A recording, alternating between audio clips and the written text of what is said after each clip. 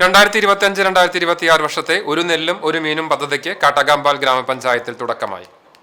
മേഖലയിലെ കോൾപ്പാട ശേഖരങ്ങളായ പുല്ലാണിച്ചാൽ, താമരവട്ടം എന്നീ കോൾപ്പടവുകളിൽ മത്സ്യക്കുഞ്ഞുങ്ങളെ നിക്ഷേപിക്കുന്ന ചടങ്ങിന്റെ ഉദ്ഘാടനം കാട്ടകമ്പാൽ ഗ്രാമപഞ്ചായത്ത് പ്രസിഡന്റ് കെ ജയശങ്കർ നിർവഹിച്ചു.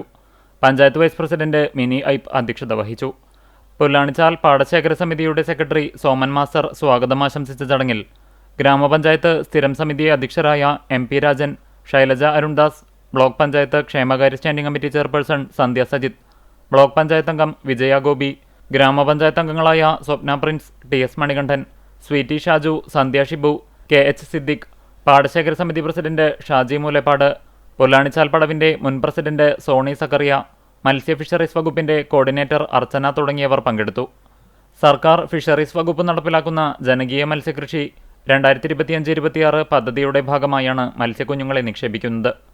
പുല്ലാണിച്ചാൽ, താമരവട്ടം എന്നീ പടവുകളിലെ 48 ഹെക്ടറുകളിലേക്കായി 1,44,000 കാർപ്പിനത്തിൽപ്പെട്ട മത്സ്യക്കുഞ്ഞുങ്ങളെയാണ് പദ്ധതി പ്രകാരം നിക്ഷേപിക്കുന്നത്.